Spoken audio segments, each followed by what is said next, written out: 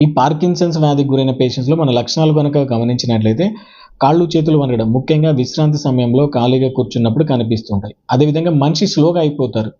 స్లోగా అయిపోవడం అంటే నడక స్లో అయిపోతుంది, మాట్లాడే స్పీడ్ తగ్గుతుంది, ఒకవైపు తిరగాలన్నా స్లోగా తిరుగుతుంటారు, రాయటం కూడా స్లోగా రాస్తుంటారు. మాస్క్ లైక్ ఫేసెస్ అంటే ఫేస్ అనేది ఎక్స్‌ప్రెషన్స్ లేకుండా ఉంటుంది. అదేవిధంగా బాడీ మొత్తం స్టిఫ్ అయిపోతుంది. అంటే కాళ్ళు, చేతులు బిగుసుకొని పోతాయి. అదేవిధంగా కనురెప్పలు మూయటం అనేది తగ్గుతుంది.